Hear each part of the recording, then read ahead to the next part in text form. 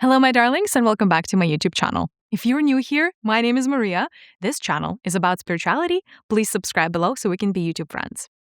This is my video about the 9 most problematic things you can do energy-wise. I wanted to make this list for you because I think that there are so many things we don't talk about as spiritual people. We don't talk about them in society enough. And they really impact you. They impact your energy. And there are these big faux pas, not just for one lifetime, but things that may impact you for many, many lifetimes. I figured I would put them all in a single video for you guys so that hopefully this will give you some food for thought. Yes, there are things that are worse than tomatoes and potatoes from the energy perspective, and I've gathered them in this video. Before we dive in, I wanted to remind you that this May and June, I will be teaching Thrive again. Thrive is my abundance curriculum. Thrive is my favorite course to teach. This is going to be my second time teaching it. This is my course about abundance, money, manifestation, and building true wealth. In it, I have put everything that I have learned about wealth, about money, from my 10 plus years career as an entrepreneur, as somebody who runs 2 9-figure e-commerce brands, and also as somebody who has been very much coached by spirit guides since 2018 on the subject of money. So this is my very dharma to be teaching Thrive. It's a 3-week course. I have 2 plans. I have a plan that allows you to be coached by me in a live container, in a group container, which is going to be a ton of fun. And I'm going to put everything that I've learned around the world of money into this very spiritual course. And by the way, if you took Thrive with me last year, this is an upgraded version. I hope you take the time to join me, and check out all the details are in the description box below. You guys, this is fun. The 9 things that are most problematic from the energy perspective. They are going to be in no particular order. I have my notes here as well in case I forget, because 9 is a lot, and I think human beings can only remember 7 things. All right. The first problematic thing you can do for your energy is curse someone.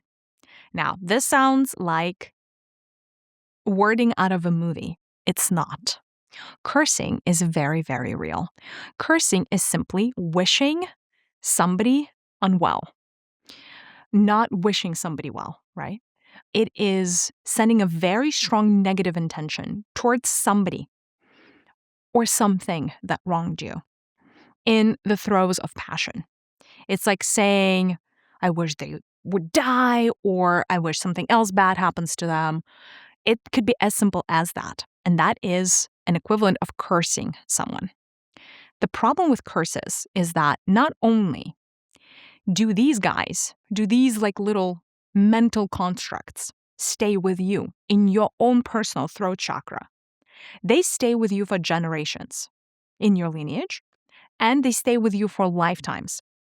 Very often, because I'm also an energy healer, when I work with groups of people, one of the things that comes up a lot is throat chakra healing. That is what people just naturally come to me for. They want to be more self-expressed. They want to fix their communication. They want to be out and about in the world doing the things they love. It all comes down to a healed throat center. Now, if you're a person who has had a habit of cursing others or not wishing well upon others in past lifetimes, or if you've had ancestors that did the same, it's like holding a proper grudge, right? All of those things are going to be like strings attached to your throat chakra. I see them as these dark cords. And these dark cords join together and they create this web, this dark webbing within your throat center. And so it is actually hard to impossible for you to move on with the things that you want to do with your life if your throat chakra is filled with those curses.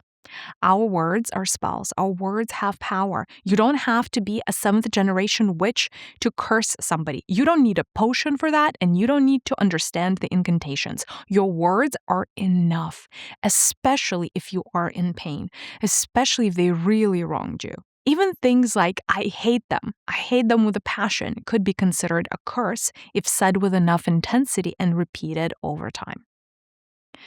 Like I said, these things would stick to your lineage, they would stick to you, and they would come back to say hello in future lifetimes. So you really want to be careful with how you speak about others and what you wish upon them. And of course, like the good old story goes, what you wish upon others will happen to you. It may not happen in this lifetime, but it will happen eventually to either you or your loved ones. So just be careful what you wish for. The second energetically problematic thing. Some of you may be like, okay, Mariya, duh. Like, of course this is problematic, but I have to speak it, right? Black magic, demonic contracts, satanic rituals, freaking big faux pas, like big no-nos, you guys. Like, I don't even know. Like, obviously this is spirituality one-on-one. Like, this is like kindergarten level, but you would be surprised how many people don't get it. I don't know. Entire Hollywood is built on like dark magic rituals. I wouldn't say most. A lot of concerts these days are dark harvesting rituals. All of these are black magic rituals. What is a black magic ritual? It is something that essentially takes the free will of another human and manipulates it to its gain, right? Harvesting is a form of dark magic ritual. All manner of spells, including love spells.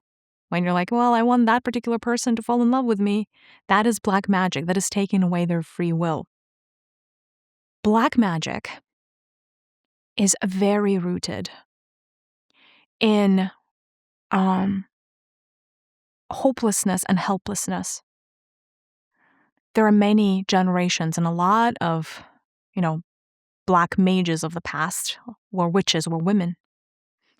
And it came as a response mechanism, as a lashing out against the patriarchy that squished feminine wisdom. And so a lot of women or witches who did not feel like they were in a position of power lashed out. And they wanted to be the ones to have the last word. And hence black magic was used as a tool. The problem with black magic is it never stops with you. If you are a practitioner of black magic, all manner of spells and incantations that take away free will of another or manipulates with their energy and energy field, that is going to stay in your generations, with your family for at least 7 generations into the future. All of your children and their children are going to suffer due to the consequences of your actions. Yes, even if you get paid for your work, even if you're a witch for hire, it is extremely problematic for your karma. And I wish people knew. And it breaks my heart how many people still engage in these practices. It breaks my heart that we as a society still haven't learned that this is a no-go. Demonic contracts, another big one. Oh my God. You guys. I know, half of you probably watching this don't think it's real. It's extremely real. I have a lot of private sessions with people, and when they come, more than half the time, more than with half the people that I work with, there is a demonic contract to work through, where a part of their soul is engaged elsewhere. So if you believe selling your soul to the devil is a kid's story or not real, it's actually extremely real. And by the way, it doesn't always happen with blood. And by the way, it doesn't even always happen when you are awake. A lot of contracts these days with the demonic forces are entered into when you are in the astral realm, essentially when you're sleeping. And they are not null and void contracts. Those contracts are real. And they usually come, how do you expose yourself? It's usually when you say, I want this no matter the cost. I want to be famous no matter the cost. I want to be rich no matter the cost. I want to be this, that, no matter the cost. I'll do anything, whatever you need. That is an invitation for the dark side to reach out to you guys. I'm just saying. So just be careful, because signing away your life force will have repercussions for many, many lifetimes to come. Those contracts are not easy to break, and very often you won't be able to break them to get your life force back, to get a spark of your soul back without the help of somebody else. There are contracts that I've seen, demonic contracts, that last over 1,000 lifetimes. And by the way, anytime you enter into a contract with the dark forces, you will pay at least 10 times more than what you're given over the course of many lifetimes. And the energy exchange is never in your favor. Like never, never, never. I won't even go into the satanic rituals. I hope this makes sense. But this karma, again, is not just going to end with you if you engage in those. It will remain in your lineage, and you will have to pay it off in future lifetimes. And paying off satanic karma is not pretty. That is usually karma that is being paid off with health, like your personal health and the health of your children. And we're talking some pretty dramatic diseases. We're talking some pretty ugly things that could happen from that in future lifetimes. Just saying. Okay, on to the next one. Not to lose my train of thought. Oh, okay. This one I kind of talk about, but not really. Alcohol and drugs, illicit drugs, problematic. Problematic for your aura, the more you engage in those substances. Different drugs have different level of how problematic they are. Heroin is exceptionally bad, for instance. But illicit drugs make you susceptible to all forms of possession, especially if you engage over time, because they literally create holes in your auric field. Not only do they completely kill your access to light if you partake a lot, right? So essentially, your higher chakras close down. Your relationship with God is closed up, right? And this does apply to alcohol, maybe not to the same degree, right? Like you need to partake of alcohol a lot more. Like it would take a lot more hard liquor to get you there compared to heroin. However, ultimately they work the same. And the more you partake, the more problematic your auric field becomes. What does this mean? When there are large holes in your aura, anything can walk in. If you guys could only see, and I know some of you can, what walks the earth in the subtle realms, the kind of creatures that exist that can latch on to humans, you would probably never want to do drugs. You would never want to take a sip of alcohol if you could only see. I see those things because it's my job to see them. It's my job to tell you about them. Exposing yourself to possession is once done, but not so easy to remove. Again, a lot of drug addicts, by the time they've partaken 3 to 5 years, there is a large degree of possession. Enough so that there is very little of their own life force and their entity can completely take over. It can be a demonic entity. It can be a parasitic entity. Those entities are never good. They run your life and they will stay with you for future lifetimes. So just because it enters once and then in future lifetimes, you're going to have to deal with that entity one way or another. And yes, have somebody perform an exorcism, and it's not easy because once the entity takes you over, what do you think comes with the entity? A lot of mental clutter, a lot of mental thought forms that are not yours, that are extremely hard to get rid of. It's not fun being possessed, let me tell you. So yes, exposing yourself like that through alcohol and drugs is not a great idea. Let me say something else. Plant medicine makes your body very susceptible to all manner of parasitic entities, which is why it is extremely important to have proper hygiene when partaking of plant medicine. That is why you're supposed to, if we're talking ayahuasca, you're meant to only take ayahuasca with a proper shaman that has been trained in protecting you from anything and everything that could possibly ever want to get into your field. That means that if you are partaking of psilocybin at home, protection is paramount. Yes, don't go into a single ceremony without protection. Not even a sound healing journey, you guys, because your body will become more susceptible. I'm not saying somebody's going to completely take you over in a sound healing journey, but your body is susceptible, so you're very open to parasitic entities. So anytime your body is very open or cracked open, which it always is in plant medicine, make sure you set protections for yourself. Mad protections. Let me know in the comments if you need a video on how to set protections for sacred journeys. I'm happy to tell you. I've met some very well-intentioned, very beautiful people that say that you don't need protections. Everything is love and light. And telling people that they need protection is fear-mongering. And a lot of them consider themselves enlightened. A lot of them consider themselves beyond the darkness. These are the people that often walk around with the biggest entities on their backs.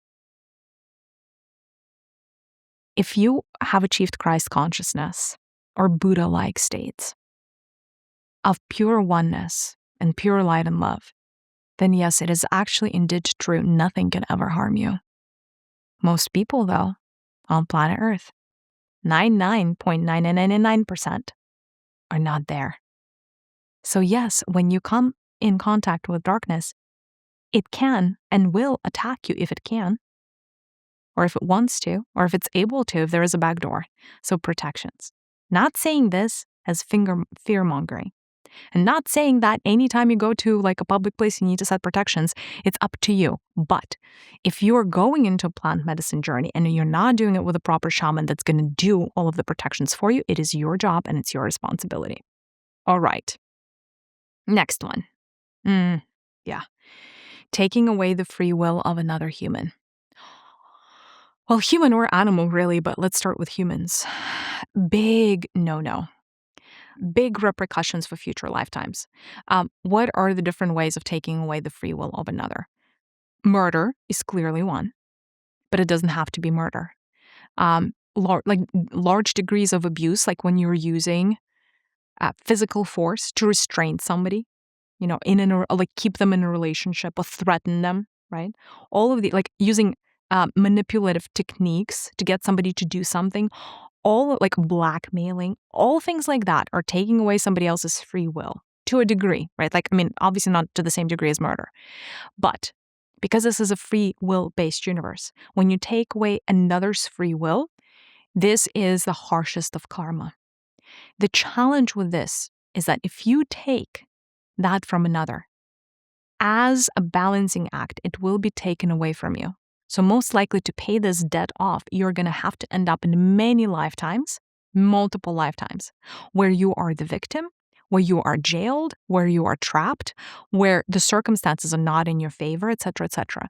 Not fun karma to pay off, let me tell you. The next one, kind of in the same bucket, is suicide.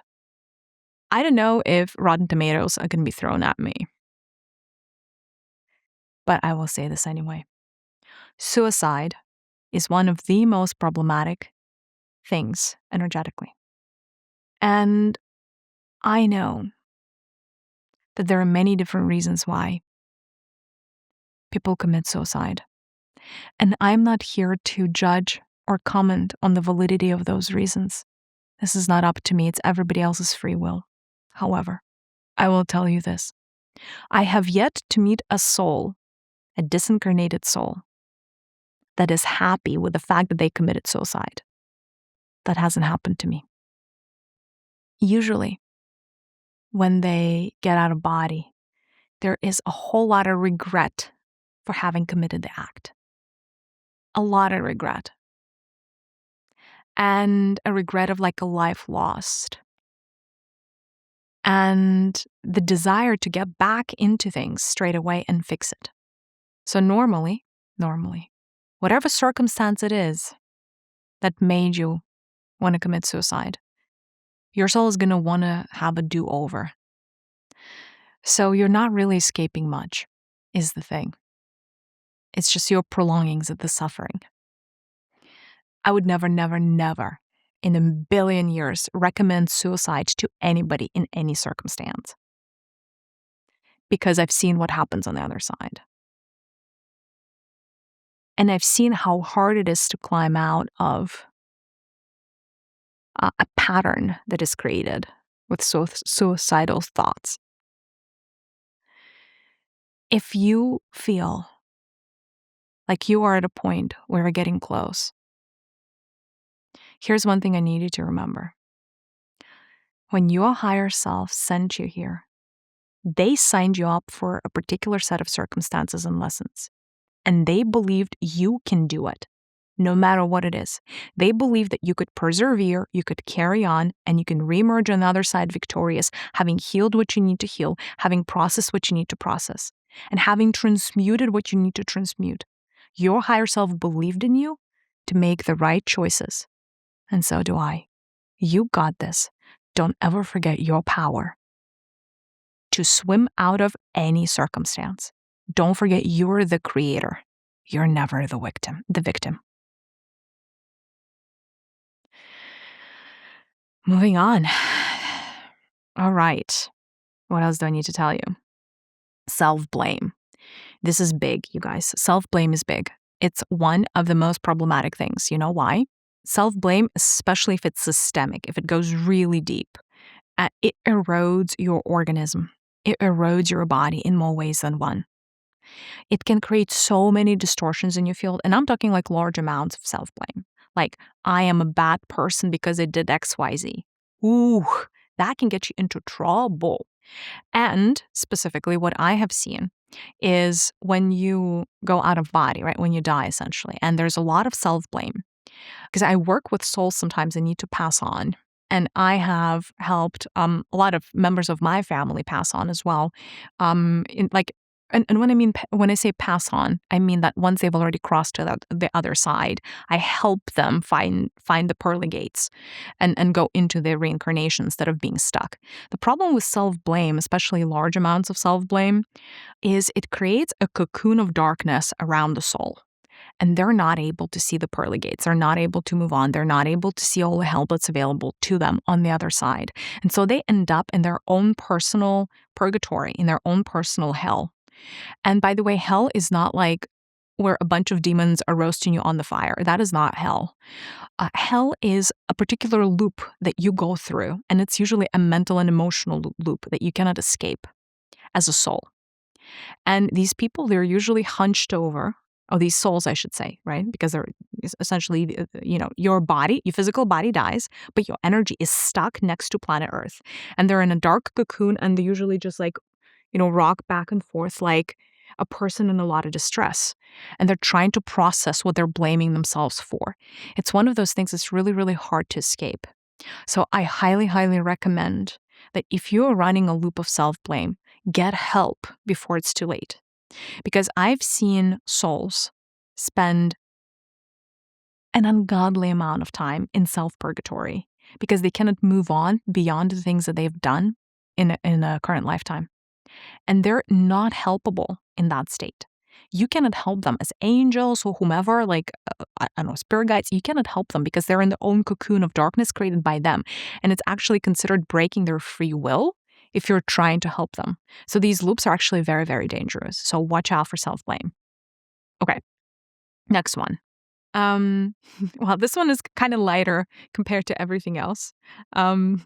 I wanted to say that watching horror movies is very, very problematic because it really does attach you to an entity more often than not.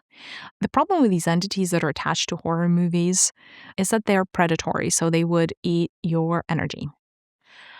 Also, like attracts like. Once you start getting a couple of entities, they start coming out of the woodworks. Every mirror in your apartment is a portal, and things can open it from the other side. And if you start vibrating at the frequency of horror movies because there is an entity that has escaped into your auric field, got attached to your auric field, it will attract its brothers and sisters. So horror movies are so problematic. If there's one thing I could scratch off the face of planet Earth, it would be horror movies. I swear to God. They are brimming. They're peppered with entities. And all of these are predatory. Like, you are never going to win. Like, they're just going to suck you dry. They're going to take away your energy. And then you're going to wake up tired and you're going to be like, where did my life go? Right? It's not fun. So just thought I would put it here since this is a broader overview. Okay, next thing. I never talk about this, but I think it's time. Another thing that's extremely problematic from the energy perspective is watching porn. There, I said it. And sometimes we have to go there. We have to go into those topics. Here's the reason. There is an entire group of energetic parasites attached to the pornography industry. And it is one of the most populous on Earth. They're called the incubi and the succubi. These are demonic entities. They are attached to pornography as a class. Even watching 30 seconds is enough for you to open your body, like an open door, for these entities to attach themselves to you. They are some of the most problematic energetic parasites I've ever encountered. They are hard to impossible to get rid of once they're in your auric field. And they can eat up to 50% of your life force in any given day. They will create lust in your system and a need to come back to watch more porn. So they're creating an addiction loop. Not only that, they often come and feed when you sleep, right? So these entities, they don't disappear when you close down your computer or wherever else you're watching porn. They stay with you. They usually select you, and they stay with you for years afterwards. And normally they feed off of you, obviously when you orgasm, but also at night when you sleep. If you are having dreams of a particular caliber, and in your dreams, for instance, it may look like you're having sex with your husband or your boyfriend or your wife or what have you, but that is actually usually a succubi or an incubi posing as them. So if you have a lot of dreams of this nature, lust-filled dreams, you're being fed on. And you are an easy prey, right? So beware. The only way for you to protect yourself is to stop watching porn. That's, the only way. Which is not to say that by stopping, they would disappear. I actually recommend that you do a cleanse. There is a meditation, like a parasitic cleanse that I offer on the One Mother app. It will get rid of about 70% of incubi and succubi attached to your body. By the way, they're by gender. I believe the succubi are that usually feed on men, and I believe incubi usually feed on women. But it doesn't really matter, right? Either one. They have like a pretty robust hierarchy. They have their own royalty. So depending on which entity you have feeding off of you, they may be notoriously hard to get rid of. If you indeed know that you're infected, I do offer private sessions. I also have my partner, Katya, my great friend, Katya, who offers sessions on my website. She can help you get rid of those attachments. Okay. There, I said it. We went there. But you guys, I'm like sick and tired of watching people being eaten alive. It's like pretty sad. The last thing that I wanted to mention today is living in a geopathogenic place is problematic. Living in a geopathogenic place is one of the worst things you can do for your energy state. What is a geopathogenic place? It's a place, a spot on the earth that, for whatever reason, is giving off a distortion. It could be because of how the grid is set up. It could be because something happened, like a traumatic event happened on the land many, many, many centuries ago, days ago, years ago, right? And like, what could constitute a traumatic event? An atomic bomb explosion is a traumatic event. A major battle in Second World War is a traumatic event, right? Like major death and suffering. Anywhere where major death or suffering happened, you're going to have potentially problematic land for many centuries, if not millennia, because the land needs to cleanse itself. If something used to be a former cemetery, there are problematic energies there. You may even notice, right, that even in your own home, you may have weird rooms where stuff maybe happened and you're not quite sure what happened there, especially in old houses. I don't know, somebody got murdered, somebody fell down the stairs, something is haunted. All of these are examples of a geopathogenic place. If you at all can, I would move out of a house if you feel like it is in one of those spots. By the way, how something looks physically and how something feels energetically is not the same thing. I was traveling in East Asia and we were staying in this beautiful mansion that we rented off of Airbnb. And the moment we got in, and you guys, for that East Asian country, that mansion was like the mansion for kings. And so I was super excited until I realized that I was standing right next to a body of water, which was like a lake. And the lake was giving off very strange vibes, like very strange vibes. And then I started looking into what happened. And it was actually, there was a battle there and a lot of soldiers who were murdered. It was like a mass murder, like a site where a lot of people were murdered. They were just thrown into the lake. And so all of these ghosts, call them, all of these people are still kind of like stuck in that place. All of these dead soldiers who were murdered, a lot of them very young. And that creates a lot of suffering in the land. And by the way, water holds on to memory like nobody's business. So putting a mansion next to that lake, which looks pretty, but by the way, from an energetic perspective, is a complete nightmare. I don't know who came up with this idea. They definitely didn't feel the energies the way that I do. I had to set up crazy protections on that house, like crazy protections. And it still was not beautiful. Right? So do yourself a favor and trust your instincts. If something feels off, there's probably a reason. And do you really have to be the person living in a geopathogenic place? Because it's going to suck away your energy. It's going to suck away the beauty and the love away from your family. Like I stay there with my family. It was not happy times, despite the fact that, I'm pretty robust at like cleansing and clearing. And I had to do 3 days of clearing to clean away and release all of the souls of the soldiers. It got better after that, but it was extremely problematic. So do yourself a favor, trust your judgment. Before buying a house, really feel into every single room because weird stuff happens, Somebody may have like some hidden room somewhere where like black magic was performed. That house is going to have that imprint forever. There is this very famous hotel in Tulum, I'm not going to name it, that at one point was a house of a very, very famous drug lord. Because Tulum used to be a spot where they used to smuggle drugs. The first time I got into that hotel, I couldn't stand it. It even smelled weird to me. It smelled like heroin or like cocaine or something. And I'm not even sure what those things smell like, but it just felt so gross that I was like, and I was trying to channel my book there and I couldn't. And there were hundreds of people around me that were just having a good time. And they were like on the beach and swimming. And I could not believe that people don't feel how creepy the place is. And by the way, creepy places will always have creepy decor. And in the restaurant, they had all of these weird dolls that looked exceptionally creepy. Like with old vintage dolls with like very weird looking eyes. And I'm like, these are possessed, like for sure possessed.